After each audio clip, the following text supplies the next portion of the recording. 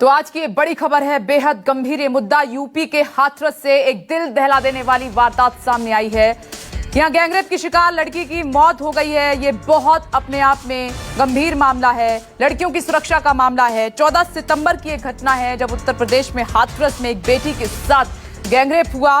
Police पर भी लापरवाही का आरोप इस पूरे मामले पर उठ रहा है कि पुलिस ने भी शुरुआती जांच में लापरवाही दिखाई। सियासी मामले ने तूल पकड़ा सियासत ने, उसके बाद पुलिस हरकत में आई है और तब पुलिस ने इसमें मामला दर्ज किया। लेकिन इस बड़ी खबर पर, इस बड़े मुद्दे पर, गंभीर मामले पर हम बहस की शुरुआत करें उससे पहले हम आपको सुनाते हैं कि पीड़िता के भाई की तरफ से क्या कुछ कहा गया, क्या आरोप लगाए गए हैं। सुन लीजिए जरा, पहले सुनिए। हाथरस में एक मासूम के साथ जघन्य अपराध हुआ और उसकी मौत हो गई है। इस वक्त उनके भाई मेरे साथ है। क्या हुआ था, कहाँ हुआ था और इस तरीके का जो कृत्य हुआ, इस वक्त आप कहाँ थे? मैं एक्चुअली गांव में नहीं था वहाँ उस टाइम पे, तो दूसरे गांव था। तो मैंने सुना कि हुआ क्या है, तो मैंने बाइक उठाई, वहाँ से सीधे चला गया गांव में। तो मैंने वहाँ जाके पहले सुना, जो मेरी दीदी हैं उनसे पूछा, तो उस टाइम पता चला कि उन्हें जान से मारने की कोशिश की गई है। मगर जब मम्मी से पूछा मैंने और जब दीदी होश में आई थी तब उन्होंने बयान दिए, वो कुछ अलग थे। तो वो बयान वो दे पा रही थी, उस वक्त होश में थी?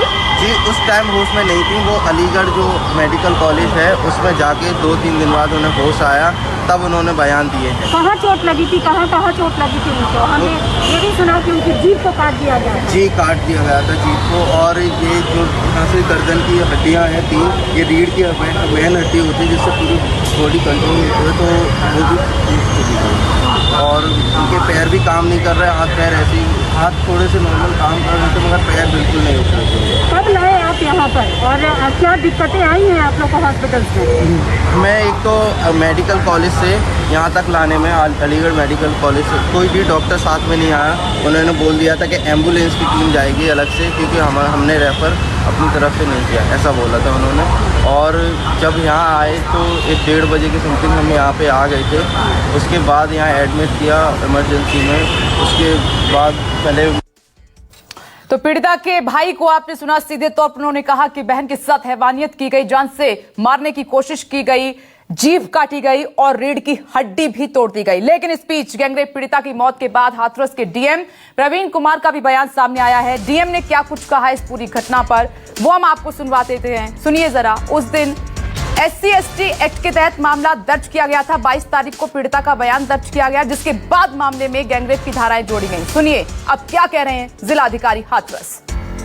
14 तारीख को ही 307 और SC/ST एक्ट में मुकदमा पंजीकृत किया गया और उसमें उन्होंने एक ही अभियुक्त बताया था और शीघ्र ही उस अभियुक्त की गिरफ्तारी की गई, ताकि हालत गंभीर होने पर उसको अलीगढ़ रेफर किया गया, जहां उसका इलाज चल रहा था। लेकिन पीड़िता बयान देने की स्थिति में नहीं थी, इस कारण से 22 तारीख को पीड़िता के बयान लिए गए और पीड़िता के बयान के आधार पर गैंगरेप की धारा उसमें 376D उसमें बढ़ाई गई और पीड़िता ने जो पहले एक अभियुक्त था, उसके अलावा 3 और अभियुक्त के नाम बताए। उसमें से एक अभियुक्त को 22 को उन्होंने नाम बताए और 23 को हमने एक अभियुक्त को गिरफ्तार किया गया। फिर इसके बाद हमने 25 को दूसरा अभियुक्त गिरफ्तार किया और 26 को तीसरा अभियुक्त गिरफ्तार किया। इस प्रकार चारों अभियुक्त गिरफ्तार करके जेल भेजे जा चुके हैं। उसके अलावा हम इसकी शीघ्र विवेचना कर रहे हैं और फास्ट ट्रैक कोर्ट बना करके दोषियों को शीघ्र सजा दिलाई जाएगी। तो डीएम हाथरस को भी आपने सुना। दरअसल न्यूज़ 24 की कोशिश ये है कि इस पूरे मामले में जो सच्चाई है वो आपके सामने रखी जाए। एक खबर सोशल मीडिया पर भी फैल रही है, वहां पर कई अफवाहें होती हैं, उस तरफ आप ध्यान न दें। इसलिए दोनों बयान, जो पीड़िता का भाई का क्या कहना है और साथ ही डीएम का क्या कहना है, एसपी का क्या कहना है, वो दोनों बयान हमने आपके सामने रखे हैं। अब बड़ा पैनल इस वक्त मेरे साथ मौजूद है बातचीत करने के लिए, चर्चा करने के लिए। एक एक करके सभी का परिचय आपसे करवाती हूं। मेरे साथ spokesperson BJP Anila Singh ji जुड़ गई हैं। Ex DGP UP police Vikram Singh ji मेरे साथ मौजूद हैं। समाजवादी पार्टी के स्पोक्स पर्सन हैं घनश्याम तिवारी जी मेरे साथ मौजूद हैं। साथ ही मेरे साथ मेरी सहयोगी पल्लवी झा जुड़ गई हैं और अशोक तिवारी लखनऊ से मेरे साथ मौजूद हैं। आप सभी का बहुत बहुत स्वागत है इस चर्चा में। और चर्चा की शुरुआत मैं अनिला सिंह जी आपसे करना चाहूंगी। मैडम, इस पूरे मामले को आप कैसे देख रही हैं? देश में कई बार आवाजें उठी, निर्भया केस के बाद लगा कि बेटियां अब सुरक्षित हो जाएंगी, उनको तुरंत न्याय मिलेगा। लेकिन देखिए हाथरस से एक और मामला आ गया, एक और बेटी ने दम तोड़ दिया तड़प तड़प कर। आप बात बिल्कुल ठीक कह रही हैं कि एक बेटी ने और दम तोड़ दिया तड़प तड़प कर, और मेरे पास शब्द नहीं है। और यहाँ पर मैं, आप कहेंगे भारतीय जनता पार्टी की प्रवक्ता के रूप में आप बोलिए, तो भारतीय जनता पार्टी की प्रवक्ता के रूप में मैं बोलूंगी, परंतु उससे पहले एक महिला, एक माँ, एक बेटी, एक बहन के रूप में भी मैं बोलना चाहती हूँ। कानून आ गए, बहुत सख्त कानून आ गए, ऐसे कानून आ गए कि आदमी की रूह कांप जाए। अभी पीछे हमने देखा 4 लोगों को फांसी के फंदे से भी लटका दिया गया। उसके बाद भी हम देखते हैं हर दिन, हर 7-8 मिनट में एक बलात्कार हो जाता है पूरे देश में। कहीं कोई डर नहीं, कोई खौफ नहीं। मैं वापस आती हूँ हाथरस वाले केस में। एक बच्ची, मैं कहती हूँ कि लोग इसके साथ जातीयकरण भी करने लग गए, सब कुछ करने लग गए, राजनीति भी होने लग गई है। हाँ, वो एक दलित परिवार से आती थी, एक छोटी सी बच्ची मैं कहूंगी। वो खेत में गई और उसके साथ जो भी हुआ उसको क्या मैं शब्दों में बोलूं। पर क्यों नहीं है ये डर, कानून का डर क्यों नहीं है? पुलिस है वो गिरफ्तारी कर लेती है। इस केस में भी 24 घंटे में गिरफ्तारियां हो गई। फिर मुझे लगता है कि ये लोग जो बलात्कारी हैं, ये महिलाओं को समझते हैं कि सारा बदला अगर परिवार का लेना है, रंजिश अगर निपटानी है, तो किसी बच्ची के साथ उस महिला को जिसके साथ उसके परिवार की रंजिश है, उसके साथ बलात्कार कर दो, उसको मार दो, काट दो। क्या है, आपकी गिरफ्तारी होगी, आप जाएंगे, आप बेल पर भाग छूट कर आ जाएंगे। फास्ट ट्रैक कोर्ट में भी आपके ऊपर मुकदमा चलेगा। उस फास्ट ट्रैक कोर्ट में नहीं, क्या आप रंजिश का मामला मान रही हैं मैडम? क्या आप रंजिश का मामला मान रही हैं कि रंजिश के चलते बेटी के साथ हैवानियत की गई और आज उसकी मौत हो गई? जो मेरे व्यक्तिगत रूप से जो मेरी जानकारी में आया है वो ये आया है कि हाँ, रंजिश थी जिसकी वजह से उसके ऊपर अटैक किया। पर बात ये नहीं है, बात रंजिश की नहीं है। यहाँ पर पुलिस ने भी ठीक है तुरंत एक्शन लिया। आपके पड़ोसी अगर आप पर हमला कर देते हैं तो ये सोचने का विषय है। गांव की बहू बेटियां सबकी। साधना भारती उंगली उठा रही हैं अपनी। जी साधना भारती जी बोलिए। मैडम, पुलिस पर भी लापरवाही का आरोप लग रहा है परिवार की तरफ से। साधना भारती आइए चर्चा में, बोलिए। जी देखिए, सर्वप्रथम तो मैं इस घटना की घोर निंदा करती हूँ और न्यूज 24 को हृदय की गहराई से हार्दिक आभार करती हूँ कि इस पर कम से कम चर्चा हो रही है और आपने कहा कि कुछ निष्कर्ष निकलेगा। निष्कर्ष को दृष्टिगोचर करते हुए आप ये चर्चा कर रही हैं, इसके लिए आभार व्यक्त करती हूँ। क्योंकि आज तो चाहे योगी मीडिया, गोदी मीडिया, मोदी मीडिया, क्या कहेंगे आप इस मीडिया को जो चरस, गांजा और कोकीन और कंगना पर चर्चा कर रहे हैं। आज किसान और देखिए, ये आपकी व्यक्तिगत राय हो सकती है। बेटी साधना भारती जी, देखिए किसी दलित पर मैं चर्चा नहीं कर रही हूँ। आज का मामला बहुत गंभीर है, बहुत संवेदनशील है। देखिए, मैं व्यक्तिगत राय ही रख रही हूँ। देखिए, लेकिन अगर आज आप बात करेंगे, जैसे अनिला जी ने कहा, एक तो इनका सबसे बड़ा, इन्होंने एक झूठ यहाँ बोला कि 24 घंटे में गिरफ्तारी हुई। पहले तो ये मामला रेप का इन्होंने, पुलिस वालों ने दर्ज ही नहीं किया, तो खाकी की हम क्यों ना लापरवाही कहे, इसको सिर्फ छेड़छाड़ का मामला कहकर दर्ज किया गया। उसके बाद 307 धारा लगा के 1 हफ्ते बाद युवकों को गिरफ्तार किया गया। बरगलाइए मत देश की जनता को। अगर आप बात करते हैं बेटी बचाओ और बेटी पढ़ाओ की, तो किससे बेटियां बचाएं? कुलदीप सेंगर, चिन्मयानंद से बेटियां बचाएं, या फिर आगरा के नगला तेजा ग्राम में उत्तर प्रदेश में बीते दिन लोधी बच्ची के साथ रेप हुआ, कुछ नहीं किया आपकी सरकार ने। जौनपुर में एक निषाद बच्ची के साथ रेप हुआ, कुछ नहीं किया आपकी सरकार ने। मैं आपको बताना चाहती हूँ, मैनपुरी में कुछ बच्ची के साथ रेप हुआ, कुछ नहीं किया आपकी सरकार ने। अभी कानपुर के अंदर बाल कल्याण गृह में किशोरियां गर्भवती पाई गई, कुछ नहीं किया आपकी सरकार ने। अनिला सिंह जी, मुझे लगता है आपको आना चाहिए, आपको आना चाहिए। बहुत बड़े और गंभीर आरोप साधना भारती जी की तरफ से, आपको चर्चा में आना चाहिए और जवाब देना चाहिए। आपकी सरकार पर बड़ा आरोप। नहीं, देखिए ऐसा है कि जैसा मैंने शुरुआत में कहा था कि जातीयकरण और राजनीतिकरण शुरू हो जाता है। जातीयकरण नहीं है मैडम, जातीयकरण तो आप कर रहे हैं पूरे उत्तर प्रदेश में। जातीयकरण की बात मत कीजिए। आप ये बताइए कि इस पर इतनी देरी क्यों हुई? जीभ काट दी गई बच्ची की, रीढ़ की हड्डी तोड़ दी गई, उसके बाद पुलिस उस पर एक्शन लेने तैयार नहीं हुई। जब सियासत की साधना भारती जी आ गया था, तब क्यों? साधना भारती जी, साधना भारती जी 1 मिनट में रोकूंगी। देखिए, मेरे पास ना ये नोट है, ये जिलाधिकारी और पुलिस अधीक्षक का। ये देखिए, ये नोट है, ये इस पे हस्ताक्षर भी है, सिग्नेचर है। इसमें लिखा गया है जिलाधिकारी और पुलिस अधीक्षक की तरफ से कि पीड़िता की जीभ काटने की बात गलत है। ये जिलाधिकारी और एसपी की तरफ से लिखा गया है। हमने बच्ची के भाई को आप ही के चैनल के माध्यम से सुना है। आप ही के चैनल के माध्यम से बच्ची के भाई को सुना, आपने यूपी की बाई। ठीक है, तो आप बोलिए। ये बताएं। अनिला सिंह जी बोलिए, आप आइए चर्चा में। मैडम गंभीर आरोप है, बड़ा सवाल है, बोलिए। जी, मैं बिल्कुल बोलना चाह रही हूँ, पर ये कांग्रेस की प्रवक्ता सारी राजनीति अभी इसी डिबेट में करना चाह रही है। थोड़ा सा सड़कों पे उतरिएगा अपने कार्यकर्ताओं के साथ। और अरे राजनीति आपने की, कुलदीप सेंगर को विधायक बनाने वाली आपकी पार्टी है। आप बेटी बचाओ बेटी पढ़ाओ का नारा लगाती हैं। आप कहती है कि बेटियों के साथ। आप बताइए, निर्भया कोष बना, निर्भया कोष बना, उसका क्या हुआ? क्या सरकार के पास इतना पैसा नहीं है? घड़ियाली आजमा रहे हैं आप यहाँ पर, और हम पे राजनीतिकरण का आरोप लगाते हैं। शर्म आनी चाहिए। बीते दिनों इतने देश में कहां सो रहे थे आप? कहां सो रहे थे आप? शर्म आनी आज चाहिए। उत्तर प्रदेश रेप कैपिटल बन गया है।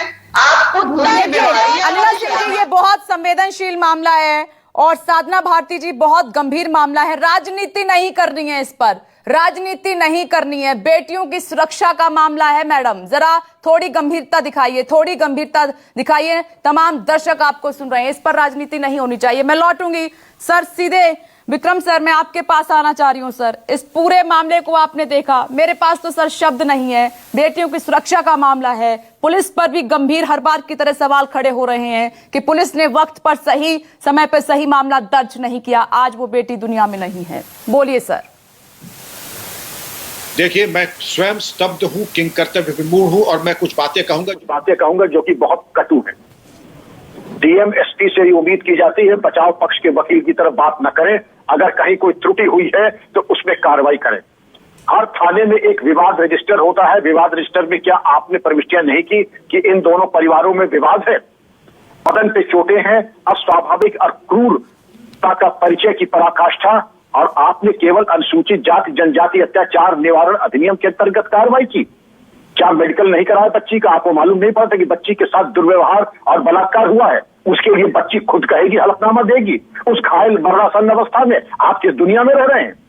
और अंतिम बिंदु, धारा 166A IPC इसीलिए आया था निर्भया केस के बाद कि अगर कोई पुलिसकर्मी, थाना कर्मी ऐसे प्रकरण में प्रमाण त्रुटि करे, उनके पुलिसकर्मियों के खिलाफ ये अपराध पंजीकृत होगा, निलंबन होगा और वो जेल जाएंगे। क्या ये उदार दृष्टिकोण पुलिस वालों की तरफ दोबारा आप दावतनामा नहीं दे रहे हैं? मैं राजनीति न मेरा शौक है न मैं करता हूं। आज कम से कम किसी पीड़िता की आत्मा की तृप्ति के लिए, शांति के लिए इतना हम लोग कमर कस लें कि आतताइयों को फांसी का इंतजाम तो हम लोग कर ही नहीं करेंगे तो हमारी अंतरात्मा हमें धिक्कारेगी। पुलिस की कार्यशैली पर सर आपने बड़ा सवाल खड़ा किया है। सर, आपने बहुत गंभीर बात यहां पर कही है। इसके बाद एक और सवाल मेरा आपसे होगा, लेकिन इस बीच हाथरस मामले पर यूपी सरकार का बयान भी सामने आ गया है। यूपी सरकार के प्रवक्ता योगी सरकार में कैबिनेट मंत्री सिद्धार्थनाथ सिंह ने मामले पर दुख व्यक्त किया है। उन्होंने कहा कि आरोपियों के खिलाफ कड़ी कार्रवाई की जाएगी और सरकार किसी को बख्शेगी नहीं। सिद्धार्थनाथ सिंह ने पीड़िता के परिजनों को 10 लाख रुपए के मुआवजे का भी ऐलान किया है। सुनिए। हमारे मुख्यमंत्री जी भी बहुत दुखी हैं और पूरी की पूरी सरकार उस परिवार के साथ संवेदना प्रकट भी कर रही है। लेकिन जब ये घटना हुई और उनके भाई, पीड़िता के भाई ने जब पुलिस स्टेशन गए तो एफआईआर तुरंत दर्ज हुआ और कार्रवाई भी तुरंत हुई। 4 लोग जो थे दोषी जो हैं उनको पकड़ा भी है। अब कानून अपना कठोर से कठोर कार्रवाई उस पर करेगी, कानून के तहत होगी। और इस खबर पर सीधे मैं रुक करूंगी। लखनऊ से मेरे सहयोगी अशोक तिवारी लगातार बने हुए इस खबर पर। अशोक, मैं आपके पास आ रही हूं। सरकार की तरफ से दुख व्यक्त किया गया है और बड़ी सहायता देने की बात की गई है पीड़ित परिवार को। क्या रिएक्शन है पीड़ित परिवार की तरफ से?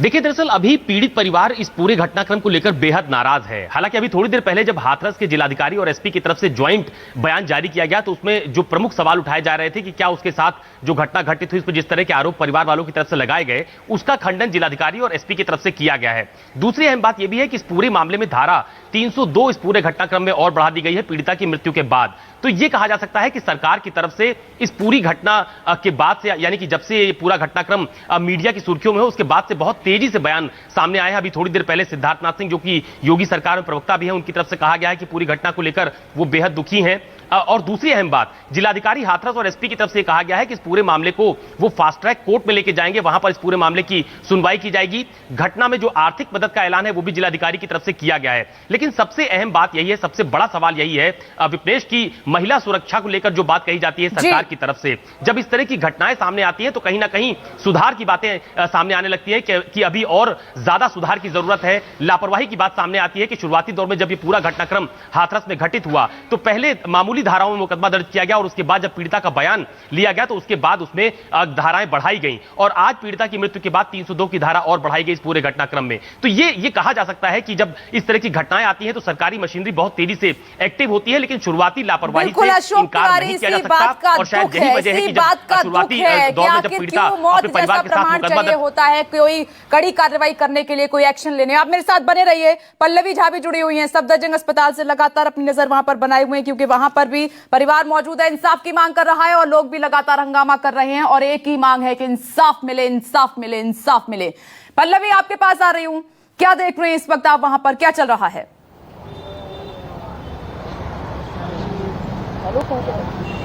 देखिए, अस्पताल के अंदर तो भीमसेना के तमाम जो कार्यकर्ता हैं वो हंगामा कर रहे हैं ये कहते हुए कि दलित की बेटी के साथ अन्याय और अत्याचार हुआ है। लेकिन सवाल दलित की बेटी का नहीं है, सवाल हर उस बेटी का साथ जिस तरीके का जघन्य अपराध होता है, जिस तरीके से अत्याचार होता है, उसको लेकर के है। विपनेश, यही वो जगह है जब 2012 में निर्भया को लेकर हम खड़े थे, यही सफदरजंग अस्पताल था और यहीं से हम रिपोर्टिंग कर रहे थे।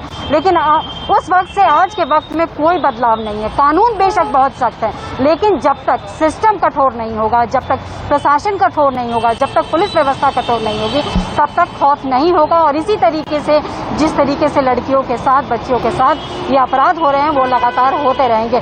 जहां तक अस्पताल की बात है तो अस्पताल की बात जो उनके भाई हैं उन्होंने ये कहा कि जहां वहां उत्तर प्रदेश से जब उनको लाया जा रहा था तो पहले तो अस्पताल ने वहां से लाने के लिए परमिशन नहीं दिया कि हम आपको परमिशन नहीं देंगे, लेकिन जब वो यहाँ लेकर आए तब उनको बेड के लिए काफी मशक्कत करनी पड़ी, उनको काफी ज्यादा परेशानी उठानी पड़ी। सफदरजंग में भी डॉक्टरों के साथ कहासुनी हुई और उसके बाद जाकर उनको एडमिशन मिला और फिर उसके बाद जिस तरीके से उनके हालात थे काफी क्रिटिकल सिचुएशन था और उनको फिर उसके बाद बचाया नहीं जा सका। लेकिन पल्लवी, आप सही कह रही हैं, पल्लवी आप सही कह रही हैं। आज उस परिवार के ऊपर क्या बीत रही होगी ये हम और आप बाकी सभी बहुत अच्छे से समझ सकते हैं। बेटी के साथ, परिवार की बेटी के साथ ये हैवानियत हुई है।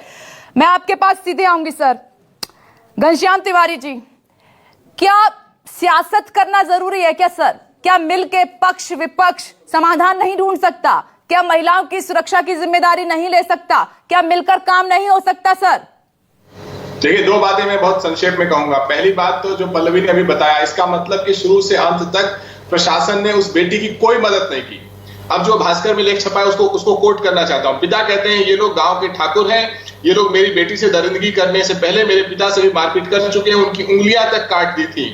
पुलिस ने पहले सिर्फ हत्या का मामला दर्ज किया, एक व्यक्ति को अभियुक्त बनाया, 10 दिन तक कोई गिरफ्तारी नहीं हुई। पीड़िता का बयान लेने के लिए भी 5 दिन बाद पुलिस पहुंची। तो अनिला सिंह यहाँ झूठ बोल रही हैं, कह रही है आपसी विवाद का मामला है। सिद्धार्थनाथ सिंह को यह पता नहीं है कि हाथरस कहाँ है, हरदोई कहाँ है। ये सरकार या तो चिन्मयानंद के साथ है या चिन्मयानंद के साथ है, पता नहीं कौन से नशे में खोई हुई है। इसे पता नहीं है कि किस बेटी की मदद करनी चाहिए, पुलिस को कहां पहुंचना चाहिए, और वक्त आने पर डीएम एसपी बैठ करके झूठ बोलने लगते हैं। भारतीय जनता पार्टी के मंत्रियों को पता नहीं होता हाथरस का है, हरदोई कहां है, और यहाँ अनिला सिंह आकर झूठ बोलती हैं। इन लोगों की आंख की शर्म खत्म हो गई है। ये रावण राज है और ये सारे लोग मिलकर के इस रावण राज को बढ़ा रहे हैं। हर जगह, चाहे वो गाजियाबाद हो या हाथरस हो, बेटियों का शिकार होता है और इस तरह की पुलिस, इस तरह का प्रशासन चिन्मयानंद के साथ खड़ा दिखाई देता है। बेटियों के साथ हैवानियत आज नहीं हो रही है सर, क्या हो रहा है? आज नहीं हो रही है, आज की बात नहीं है। हर सरकार में बेटियों की इज्जत को तार किया गया है, हर सरकार में बेटियों की आबरू को लूटा गया है, हैवानियत हुई है। अल्लाह जी, मैं चाहूंगी अब आइए बहस में। सीधा आप पर आरोप है, आपकी सरकार पर आरोप है, समाजवादी पार्टी की तरफ से, कांग्रेस की तरफ से। आपको जरूर आना चाहिए और अपनी बात को पुख्ता तरीके से रखना चाहिए। जी बिल्कुल। देखिए, ऐसा कि घनश्याम तिवारी जी जब बोल रहे थे उससे पहले कांग्रेस की प्रवक्ता बहुत ऊंची आवाज में बहुत कुछ बोल रही थी, लगातार बोल रही थी, मुझे बोलने का मौका नहीं दे रही थी क्योंकि ये बहुत ही ज्यादा सेंसिटिव मैटर है। मैं अपनी आवाज ऊंची करके नहीं बोलना चाहती क्योंकि हमने एक बच्ची को खोया है और बहुत बुरे ढंग से खोया है। तो ये वही पॉलिटिकल पार्टी है कांग्रेस पार्टी जो 1972 से पहले हमें पता है कि बलात्कार के जो केसेस होते थे उनको किस प्रकार से हैंडल किया जाता था। वो तो मथुरा केस में उसके बाद जो है उसके देखिए ये इनको तमीज नहीं है बिल्कुल भी, ना तो ये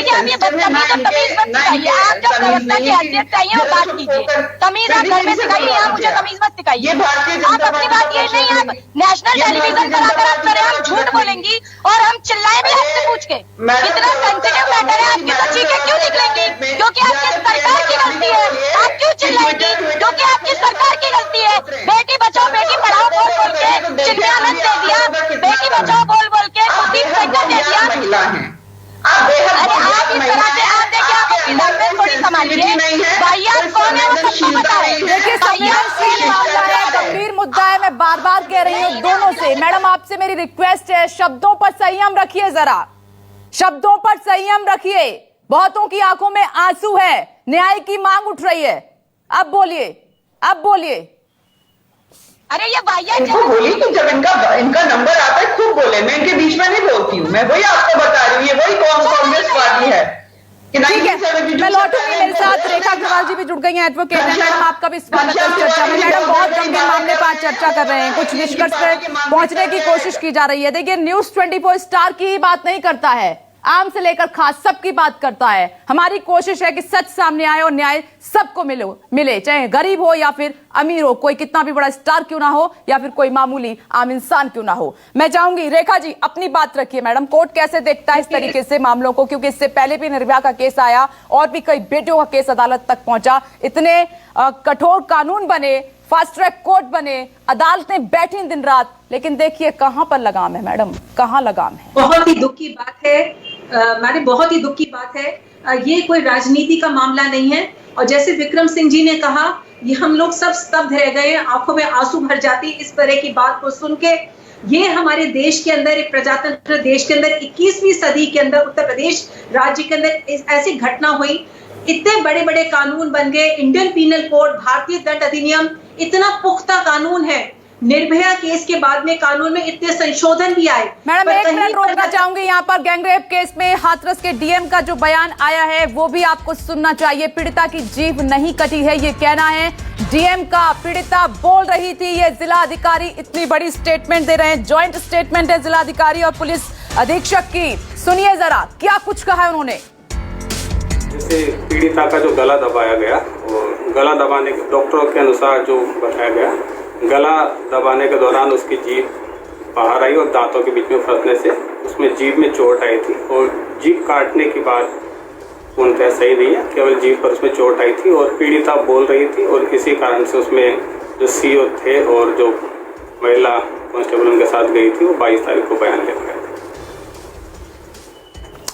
डीएम को, जिलाधिकारी को आप सुन रहे थे, ज्वाइंट स्टेटमेंट है ये एसपी और डीएम की। उसमें साफ तौर पर ये कह रहे हैं कि पीड़िता बोलने की हालत में थी, पीड़िता की जीभ नहीं कटी हुई थी। और ये मैं आपको दिखा भी रही हूं, ज्वाइंट स्टेटमेंट मेरे पास यहाँ पर मौजूद है। ये कॉपी जो इस वक्त आप देख रहे हैं, इसी पर सिग्नेचर किया गया है। जबकि पीड़िता के भाई का ये कहना है कि बहन के साथ हैवानियत हुई, जीभ काटी गई, रीढ़ की हड्डी भी तोड़ी गई। सर एक बार फिर से इस पूरे मामले पर मैं आपका रुख करना चाहूंगी। विक्रम सर, ये एसपी और डीएम की स्टेटमेंट है कि जीभ नहीं काटी गई, जबकि परिवार रो रो कर चिल्लाकर कह रहा है कि बहन के साथ, बेटी के साथ हैवानियत हुई है, जीभ भी काटी गई ताकि बोल न सके, रीढ़ की हड्डी तोड़ दी गई ताकि चल न सके।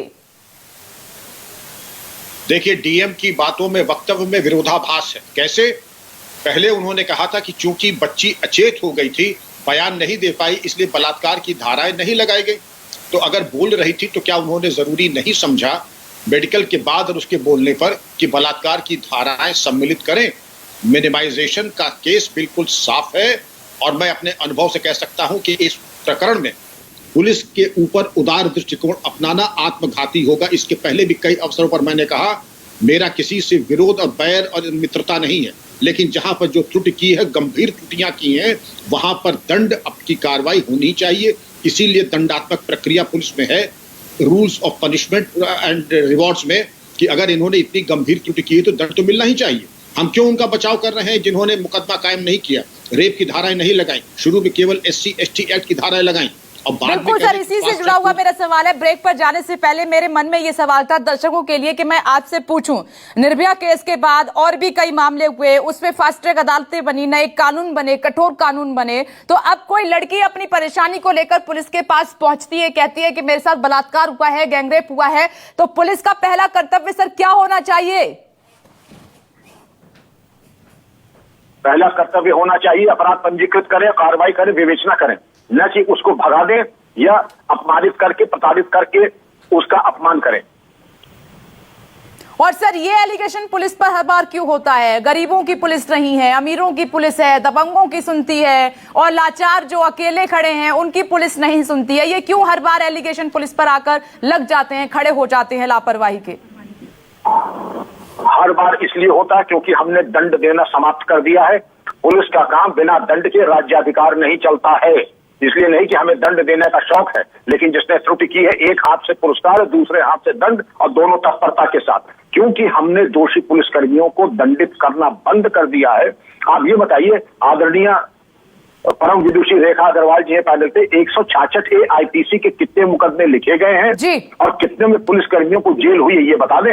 आपको अपने सवाल का उत्तर सर, आपने रेखा जी का नाम लिया है, वो उंगली भी उठा रही है। रेखा जी आइए चर्चा में। सर का भी एक सीधा सवाल आपसे है, जवाब दीजिए मैडम।